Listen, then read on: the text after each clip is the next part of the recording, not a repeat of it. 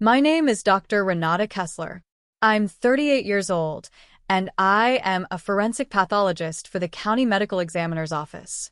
I have performed autopsies on car accident victims, gunshot victims, drowning victims, people who died alone in their apartments and weren't found for weeks.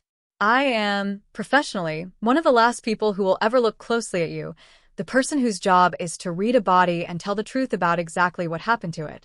3 years ago, I signed the death certificate of my own husband. I want to be precise about that sentence, because it matters enormously to everything that follows. I did not simply receive a death certificate that someone else had prepared. I was the medical examiner of record on the case. I made the determination myself, under what I believed at the time were the worst and most disorienting circumstances of my entire professional life.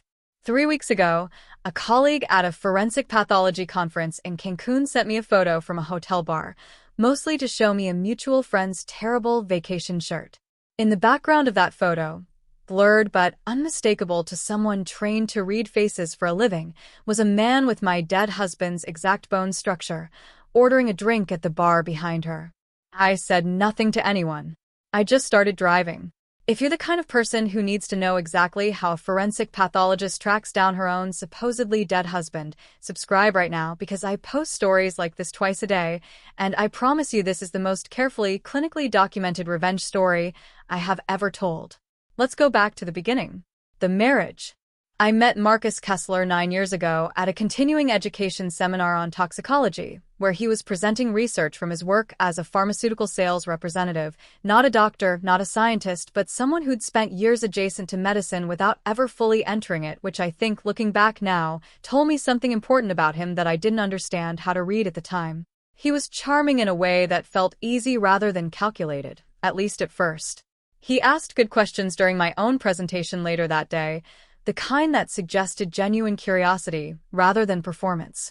We started dating within a month, married within 2 years, and for most of our marriage, I believed I had built a genuinely stable, ordinary life with a man who, while not as professionally accomplished as me, was kind, attentive, and completely devoted.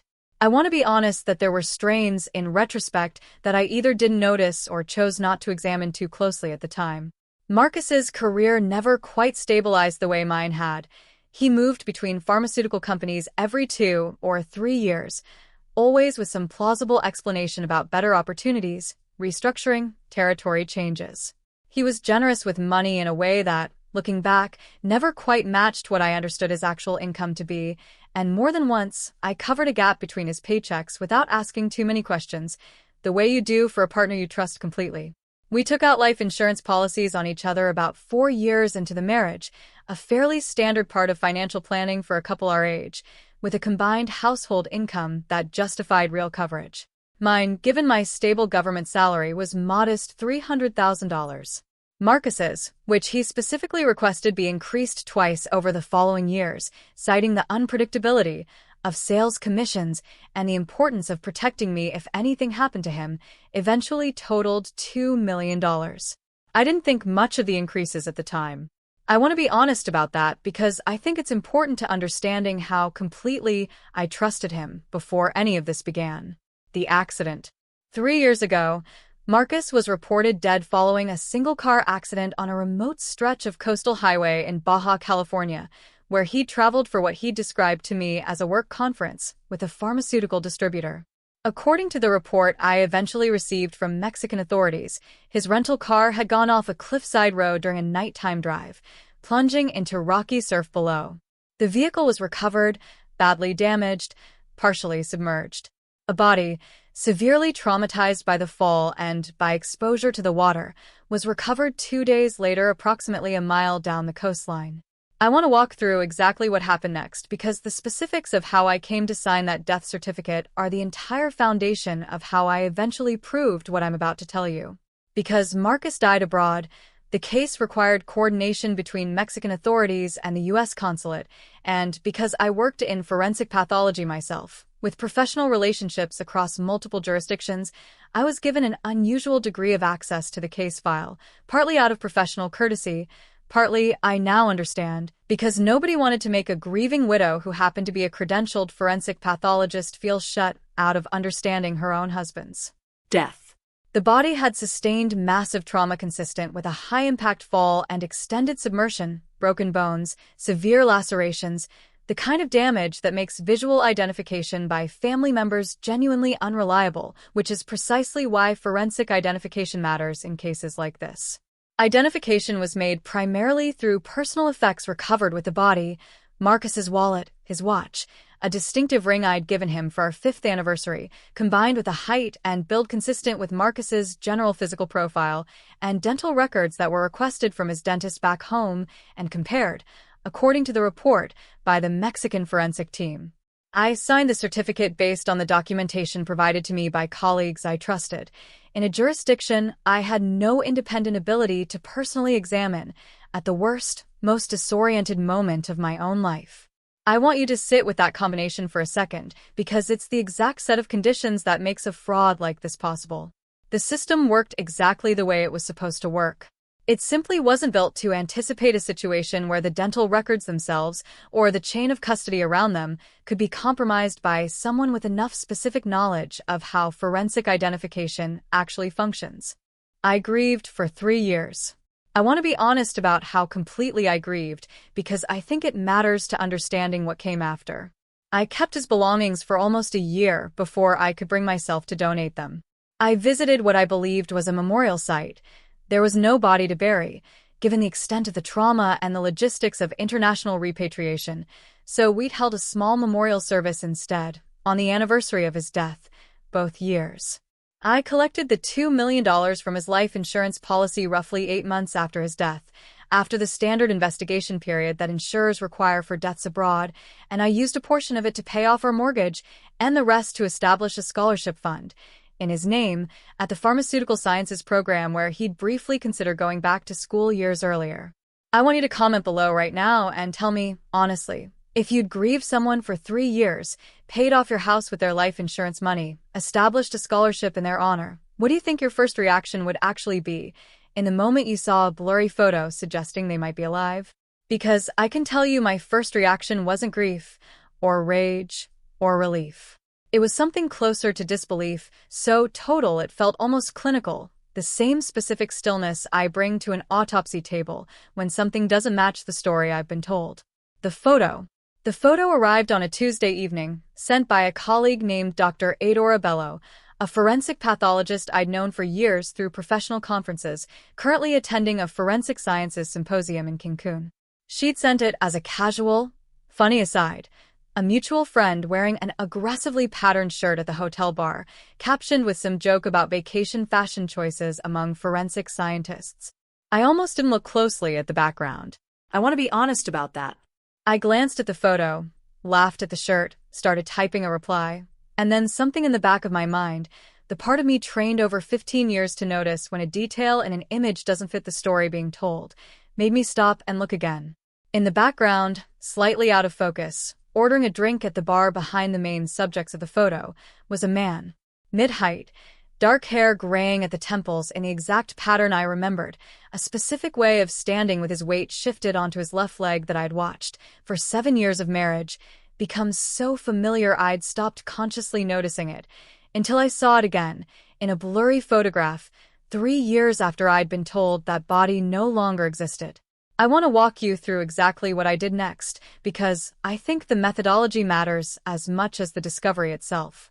I did not immediately assume it was him.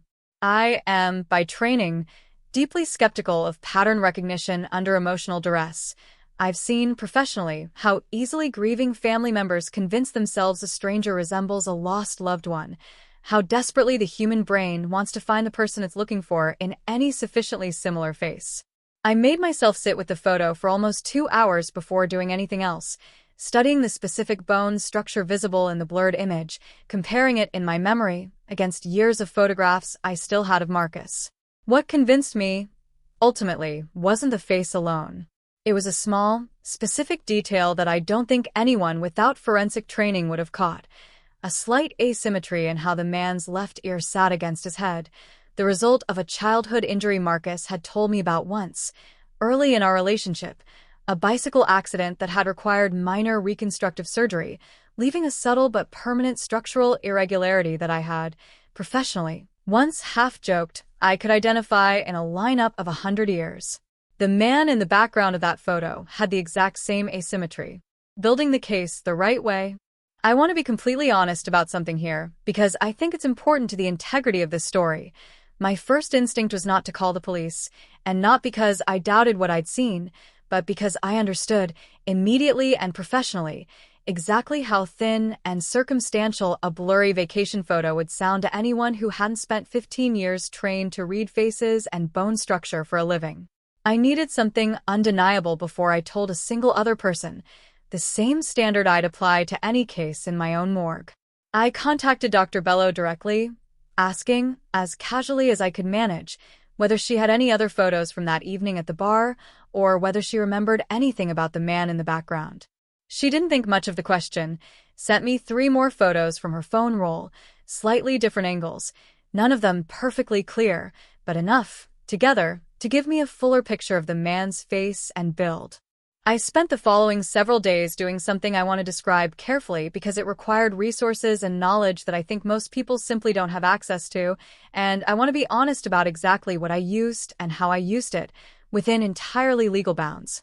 I requested, through professional channels available to me as a credentialed medical examiner, a formal review of the original case file from Marcus's death, something I had never done in the 3 years since, partly out of grief, partly because requesting a review of your own husband's death certificate is an unusual and uncomfortable thing to do, even when you have legitimate professional standing to do it. I wanted to look, with 15 years of forensic training and 3 years of emotional distance, at exactly how the original identification had been made. What I found, reviewing the file with fresh eyes, was deeply unsettling. The dental records used for comparison had been transmitted electronically between offices through a chain of custody that, on close examination, included a gap of nearly 36 hours between when Marcus's dentist's office said they sent the records and when the receiving forensic office in Mexico logged them as received, a gap that, under any rigorous protocol, should have triggered additional verification, and didn't, likely because everyone involved was operating under the reasonable, but ultimately incorrect assumption that a grieving widow's account of her husband's identity was sufficient corroborating context. I also found something else, something that, in hindsight, should have raised a flag at the time but didn't, because I was too deep in grief to examine it critically. The personal effects used for identification, the wallet, the watch, the ring, had been recovered not with the body itself, but separately, in the wreckage of the car, nearly a mile from where the body washed ashore 2 days later. At the time, this had been explained to me as consistent with ocean currents separating loose items from a body during a violent fall and prolonged submersion. Reviewing it now, with the specific suspicion the photograph had planted in me, I understood it differently. Those items hadn't necessarily traveled with the body. They could simply have been planted in the vehicle deliberately by someone who never intended to be in it when it went over that cliff. What the body actually was. I want to address the question I know is sitting with anyone listening to this, because it's the one I had to answer myself before I could move forward with anything else. If Marcus wasn't the body recovered from that crash, whose body was it? This is the part of the investigation that required the most careful, professional precision because I was no longer simply investigating a fraud. I was investigating what might have been, depending on the answer, something far more serious. I requested, through the appropriate international channels and with the assistance of an attorney I retained specifically for this purpose, access to whatever forensic samples remained from the original case, including any tissue or bone fragments that international protocol typically requires medical examiner offices to retain for a minimum period following a death investigation. This process took almost 6 weeks, involved considerable bureaucratic friction between U.S. and Mexican authorities, and required me to be far more patient than I felt capable of being, knowing that every week that passed was a week Marcus might be moving, disappearing further, becoming harder to find. What I eventually learned, once DNA testing was completed on the retained samples, was that the body recovered 3 years ago was not Marcus Kessler. The DNA did not match any sample I was able to provide from items of his I'd retained, including, fortunately, a hairbrush I had never gotten around to donating along with the rest of his belongings, which yielded a usable sample. The body belonged to an unidentified man, never matched to any missing persons report in either country, whose identity remains, to this day, genuinely unknown. I want to sit with that fact for a moment, because I think it's the single most disturbing detail in this entire story, more disturbing, in some ways, than my husband's fraud itself. Somewhere, there is likely another family who never learned what happened to someone they loved, because that man's death was used, deliberately, to fake my husband's. I do not know, even now, exactly how Marcus obtained that body, or under what circumstances that man actually died. I want to be honest about the limits of what I know, because I think honesty about those limits matters more than constructing a satisfying but speculative narrative. What I know with certainty is that the body was not Marcus, that the personal effects used to identify it as Marcus were planted deliberately, and that Marcus is, as of 3 weeks ago, alive. If you've ever had a moment where a single piece of evidence completely rewrote a story you'd believed for years, comment below and tell me what that felt like, because I think very few people have experienced it at the scale I did, discovering that an entire body of grief I'd carried for 3 years had been built around something that fundamentally wasn't true. Driving south. I want to explain why I said nothing to anyone and simply started driving, because I think the decision requires context. By the time the DNA results confirmed what I already suspected, I had also, through careful legal investigative work, primarily working with a licensed private investigator I retained, who specialized in cross-border financial and identity fraud, traced a thin but real thread connecting the man in Dr. Bello's photograph to a residence in a coastal town a few hours from where I lived, under a name that was not Marcus Kessler, but that used, I noted with a kind of cold, clinical recognition, his actual middle name and his mother's maiden name as a surname, a pattern common enough in identity reconstruction that my investigator immediately flagged it as consistent with someone who hadn't fully abandoned his old identity, just modified it enough to function under new documentation. I did not go to the police first, and I want to be honest about why, because I think it's an important and slightly uncomfortable admission. I understood, professionally, exactly how complicated and slow a cross-border fraud investigation involving a presumed dead person would be, how many jurisdictions would need to coordinate, how easily Marcus could disappear again the moment any official inquiry tipped him off that he'd been found. I wanted, more than I wanted to follow correct procedure immediately, to see his face myself, in person, before anything else happened, not to confront him violently, not to do anything that would jeopardize whatever legal case eventually got built, but simply to know with my own eyes that the man I'd buried in my heart for 3 years was actually standing in front of me. I drove for 6 hours, alone, with my investigator's address and a folder of documentation on the passenger seat beside me, the DNA results, the photographs, the timeline I'd built. And I want to tell you honestly that I don't fully know, even now, what I expected to feel when I found him. Finding him. I found Marcus on a Thursday afternoon in the parking lot of a hardware store in the small coastal town my investigator had identified, loading lumber into the back of a pickup truck registered under the modified name he was now using. He was thinner than I remembered, tanned, his hair longer. He looked, genuinely, like a man who had built an entirely new, ordinary life, not hiding in some dramatic, fugitive way, but simply living, quietly, 3 hours from the wife he'd let believe he was dead. I parked across the lot and watched him for almost 20 minutes before I got out of my car. I want to be honest about what I felt in that window of time, because I think it surprises people when I tell them. It wasn't rage, primarily. It was something closer to the specific, professional stillness I bring to an autopsy table, the part of me that needed, before anything else, to simply observe and confirm what I was looking at before allowing myself to react to it. When I finally approached him, he didn't recognize me immediately. I'd cut my hair shorter in the 3 years since his death, and I think some part of him had simply stopped expecting to ever see me again, the way you stop expecting a ghost to actually appear even in the moments you most fear it. When recognition finally landed, I watched his face do something I have only otherwise seen on the faces of people receiving terminal diagnoses, a complete, total collapse of whatever composure he'd built around his new life. "Renata," he said, and his voice cracked on my name in a way that, despite everything, still landed somewhere in me that I wished it hadn't. I did not yell. I did not cry, though I want to be honest that I came close, standing in that parking lot, looking at a man I grieved for 3 years standing very much alive in front of me.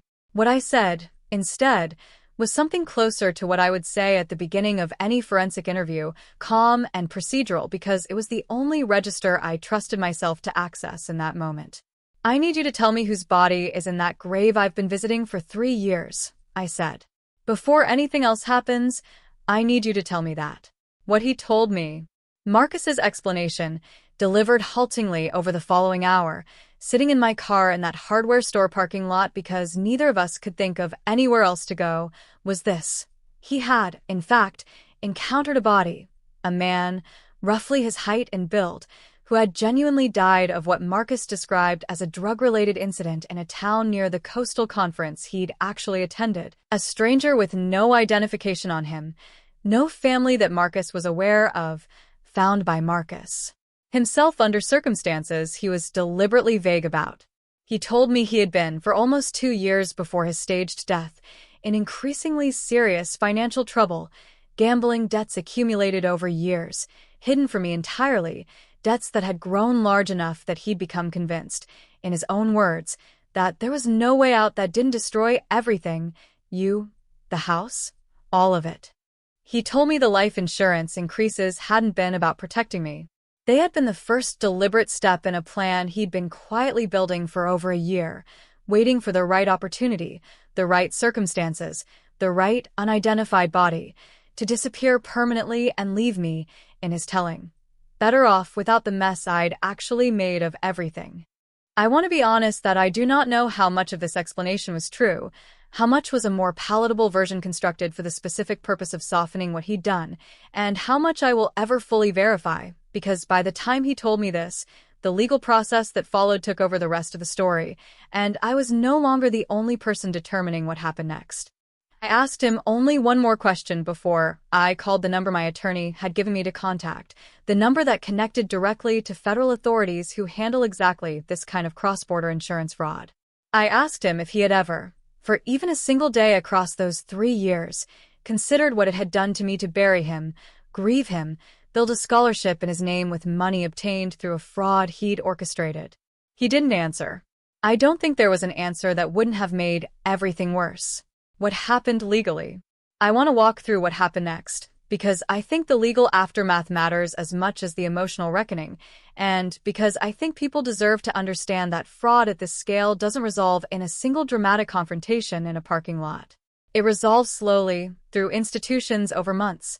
Marcus was arrested within days, on charges that ultimately included insurance fraud, identity fraud, and, pending further investigation into the circumstances of the unidentified man's death, charges related to improper disposal of human remains and obstruction, since using an actual deceased person's body to fake his own death constituted far more than simple insurance fraud under federal law.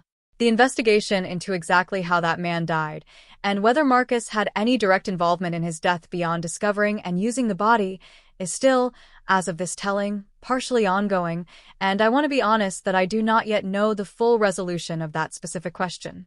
The life insurance company, once notified, pursued recovery of the $2 million I had received, which created its own complicated, painful legal process, since I had used a significant portion of that money in complete good faith, paying off our mortgage, establishing a scholarship, believing entirely that I was a grieving widow rather than the unwitting beneficiary of a fraud.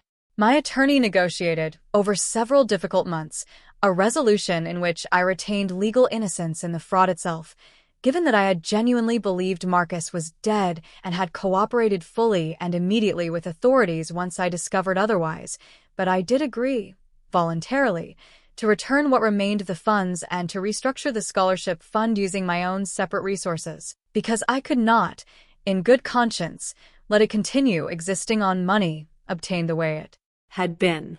I want to ask you something here because I think it's one of the most difficult parts of this entire story to sit with. Do you think I should have kept any part of that money, given that I had genuinely, completely believed I was entitled to it at the time I received it? Or do you think returning it, even though I was legally found to be an innocent party, was the only choice that actually let me live with myself afterward? I have thought about this question more than almost any other part of the entire ordeal, and I still don't have a clean answer. Where things are now. It has been a little over a year since that afternoon in the hardware store parking lot. Marcus is currently serving a federal sentence, the specifics of which I'm not going to detail here, partly out of respect for the ongoing investigation into the unidentified man's death, and partly because I think the legal outcome matters less to this story than what I actually learned from living through it.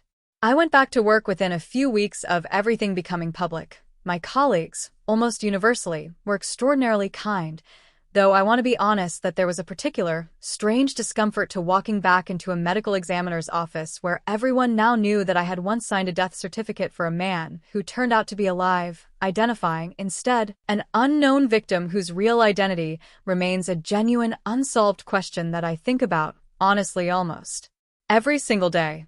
I have, in the months since, become quietly, privately involved in advocacy around exactly the kind of forensic identification gaps that allowed this fraud to happen in the first place, specifically pushing through professional channels for stronger international protocols around chain of custody verification for remains identified abroad, because I understand now, in a way I never fully appreciated before this happened to me, exactly how many families might be vulnerable to a fraud like this, and exactly how many unidentified bodies might be sitting somewhere, never properly investigated, because the people who should have been asking harder questions were, instead, simply grieving.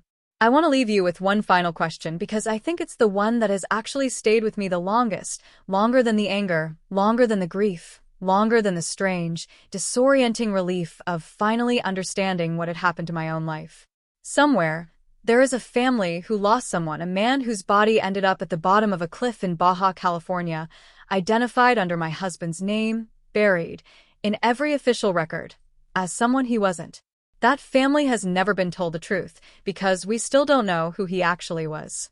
So tell me honestly in the comments, if you were in my position, knowing that solving this fully might mean reopening a case that could implicate my husband even further in that man's actual death, would you keep pushing for the truth about who that man really was, no matter what it cost? Or would you, at some point, simply need to let it go in order to move forward with your own life?